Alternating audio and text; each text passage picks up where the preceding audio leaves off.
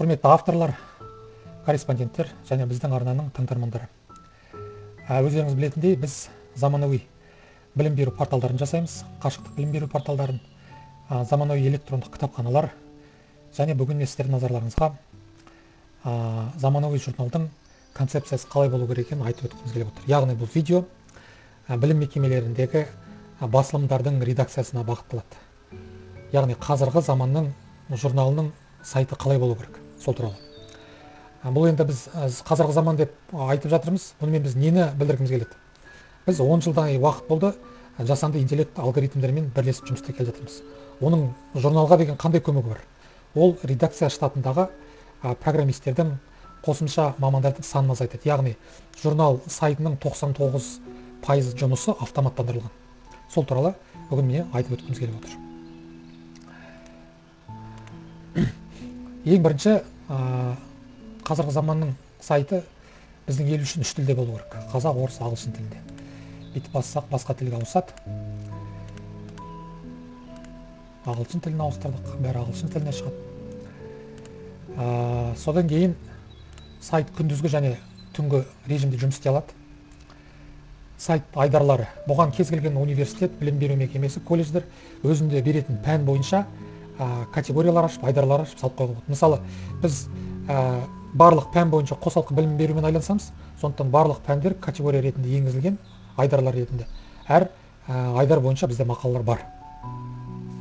Бүйтіп басып қалатын болса, сол айдардың мақалалары бізден шығады. Ары қарай журнал нөмірлері автомат түрде осы жерге шығады. Бұл жерде қолмен ештеңе енгізілмейді. Журнал порталы автомат түрде осы сайтта қандай журналдың қандай мақалалар жарияланғанын өзі сараптайды да, әр журнал нөмірі бойынша жіктеп, қанша мақала және сол журналда қанша айдар бар екенін есептеп отырады. Бұл туралы қазір біз толығырақ айтып өтеміз. Ары қарай авторлар мен корреспонденттер. Журнал порталына тіркелген кез келген педагог, мақала жариялаған педагог автор мәртебесіне ие болады. Ал егер педагог өзінің ғана емес, басқа да педагогтардың мақаласын жариялап, әр мақалаға сертификат алып, оны анықтамалы растап жататын болса, онда ондай авторларға, 10 шақты басқа адамдардың мақаласын жариялаған авторларға автомат түрде респондент мәртебесі беріледі. Бұның бәрі автомат жасалады. Одан кейін автордың аты жөндері мынандай қысқартумен жазылған. Қазір бұл форматта еліміздің әйгілі банктер қолданады. Бұл яғни жеке қауіпсіздік үшін. Ары қарай кеттік. Жеке кабинетке кіреді кез келген порталдың авторы. Осы кезге мақала жариялау деген батырма бар. Мақаланы жариялау деген батырманы басады. Автор өзінің мақаласын осы жерге жариялайды, тілін көрсетеді, айдарын таңдайды. Мақала жариялаған кезде көптеген керексіз батырмаларды алып тастадық та, ең керегін ғана қалдырдық.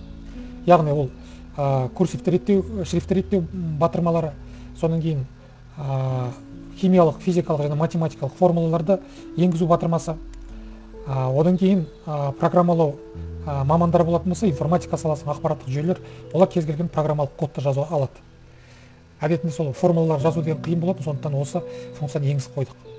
Цитата, сілтеме беру ол түсінікті, видео файлдарды салу ол да түсінікті. Нумерация жасау деген сияқты. Яғни ең керекті батырмаларды енгізіп қойдық. Редакцияға жіберу деген батырманы басады, мақаласын толтырады. Осы кезде бүкіл мақалалар редакцияға келіп түседі. Редакцияның экраны мынандай болады. Күнде-күнде келіп жатқан мақалаларды олар көріп отырады. 2023 жыл бойынша міне бүкіл мақалаларды көріп отыр. Мына жерде 2015, 2016, 2017 деген сияқты әр жылдың мақалалары сарапталып тұрады. Егер қандай да бір мақаланы мысалы көргісі келсе, немесе редакциялағысы келсе, мына жерде мақаланың өзінің реттік номері бар, соған басады, басқан кезде бірден редакцияға арналып, редакциялау парағы ашылады. Бұл жерден мақалаға өзгерістерді енгізіп, журналға жариялай алады. Тура осы жерде бағанағы айтып өткен журналдар мәзірін ашайық. Журналдар мәзірін аштық. Бұл біздерден көріп тұрмыз. 2023 жылы 16 деген нөмір шыққан. Ол енді журнал автомат түрде қалай рәсімделіп шығады, соны айтып өтейік. Ол үшін жаңадан редакцияға келіп түскен мақаланы жаңа парағын ашып қойдық, редакциялау парағын. Осы жерге редакция маманы мақаланы тексеріп болғаннан кейін кезекті журналдың нөмірін ғана жазады. 0116-2023, келесі журнал 0117-2023. Болды. Өстіп жазады да өзгерістерді сақтау деген батырманы басады. Жүйе мақала сақтал деген хабарлама береді. Хабарлама бергеннен кейін журналдар парағына көшіп, парақты жаңартпасақ, жаңадан журнал 0217 келесі журнал автомат түрде рәсімделіп шықты. Яғни оған мұқабаны дайындау, мақалалардың тізімін реттеу, айдарларды есептеу деген сияқты алгоритмдерді автоматты түрде 1-2 секундтың ішінде ғана мына журнал порталының интеллектуалды жүйесі жасап тұр. Әдетінде редакцияда жұмыс істейтін адамдар білет, бұл сұраққа, бұл нәрсені жасау үшін техника маман жұмыс істеу керек, тағы да басқа мамандар жұмыс істеуге көптеген уақыт кетеді. Біз бұл үдерісті автоматтандырдық. Бұл өте керемет нәрсе, түсінген адамға. Ары қарай кеттік. Егер бұл журналды алып тастау керек болатын болса, журнал нөмірін алып тастайды, өзгерістерді сақтау деген батырманы басады. Сақталды деп хабарлама келді. Енді мына параққа барады да, парақты жаңартып қалса, жаңағы пайда болған журнал өшіп кетеді. Яғни журнал автомат түрде жаңадан порталға мақала келіп түсті ме, ол мақала тексерілді ме, және ол мақала журналдың қай нөміріне жарияланды, соны бәрі автоматты тексеріп, егер жаңа журнал болса, өзі журналды осы жерге дайындап шығарып тұрады. Адамдар не істейді? Кіреді де, авторлар журналды басады, содан кейін журналды басып қалған кезде өзінің мақаласы осы жерде тұрады, журналдың сілтемесі мінекей дайын тұр. Егер телефоны болса, мына QR кодты сканерлейді де, Google Play арқылы журналын шығарып электрондық нұсқасын жүктей алады. Яғни журналдың электрондық нүктесі бірден белгіленген уақыттың ішінде, 1-2 секундтың ішінде Google Play-дағы электрондық кітапхана жүйесіне салынып тұрады. Яғни біз Google Play жүйесіне арнап Google кітапхананың журналдың электрондық нұсқасына жасап бере аламыз. Бұл үдерісте автоматтандырылған. PDF нұсқаны жіберіп, суретке түсіріп, тағы да басқа сияқты нәрселер қажет жоқ. Журналдың электрондық нұсқасы Google Play арқылы 174 мемлекетке таратылады. Қалайтын адам осы жерден жүктейді, ала береді. Журналды бұл жерден сатам деп қойсаңыз, бағасын қоясыз, Play Market арқылы сатыла береді. Яғни бұл мекемеге тағы да қосымша келіп жатқан кірістің түрі түсіп жатқан. Бұл жерде видеосын қарап отырсақ, бұл электрондық кітапханаға қосылатын тағы да басқа мүмкіндіктер бар. Видеосын тамашалап өтейік. Умная библиотека – это возможность хранения огромного количества информации и скачивания нужных произведений. Оно дает вам возможность изучать нужный материал вовремя, поможет вам расширить кругозор и владеть нужной информацией. Умная библиотека имеет большой объем памяти, которая позволит скачать больше разных книг. Умная библиотека предназначена для любой аудитории. Умная библиотека компактна, и текст можно настроить под себя, изменить размер и яркость. Можно делать пометки и закладки, которые легко убираются и ставятся. Озвучит каждое ваше произведение. Возможность регулировки размера шрифта. Уникальный интерфейс. Она дает возможность легко просматриваться на любом цифровом устройстве. Переходите на новый этап развития вместе с умной библиотекой. Это удобно, практично и экономично. Аға, таянып тығыр дармасын жер. Жігері тасып дамылдасын дер. Шалынбасын дер, енді тек тұрып. Бауырдың тауы, шағылмасын дер. Я могу тебя очень ждать. Долго-долго и верно-верно. И ночами могу не спать, год и два, и всю жизнь, наверное. Жаңа Clever Library кітапханасының жалпы жұмыс қарқынын тамашалап өттік. Бұл жерден біз нені түсінуімізге болады? Электрондық кітапхана деген, онда қазіргі заманның мүмкіндіктерін білесіз, біз ештеңке ойлап тапқан жоқпыз. Бұл кәдімгі біздің алдымызда Стив Джобстың арқасында, Билл Гейтстің арқасында, басқа да білікті мамандардың арқасында жасап қойылған технология.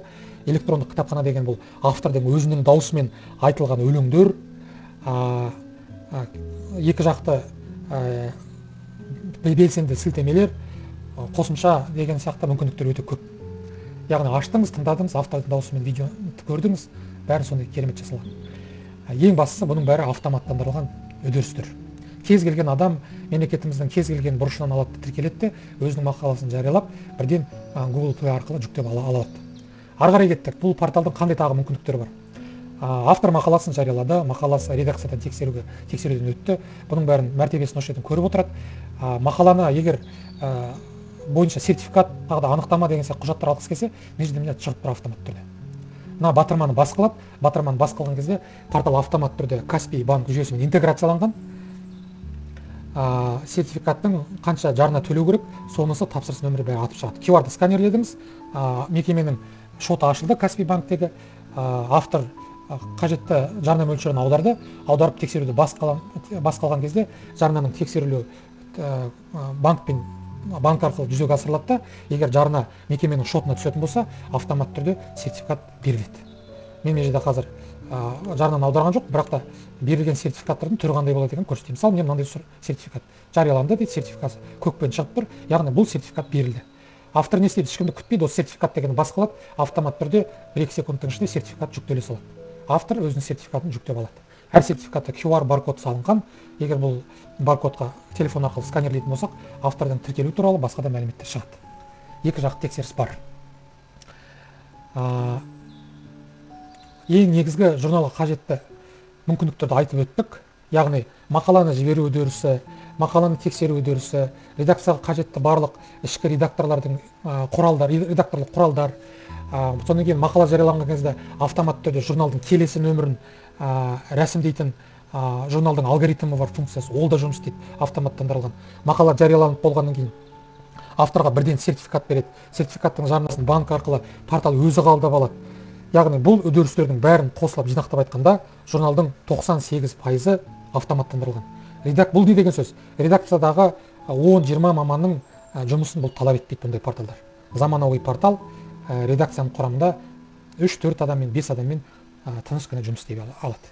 Яғни бұндай порталдар кез келген жоғары оқу орындарында болса, колледждерде болса, немесе жеке редакцияларда болса, бұл олар үшін үлкен мүмкіндігі бар заманауи порталдың концепциясы болады. Тыңдағандарыңызға рахмет. Қосымша мүмкіндіктер бұл порталға тағы да қосылып тұрады. Егер жаңалықтар болса, біздің арнаға жариялап жатамыз. Сау болыңыздар.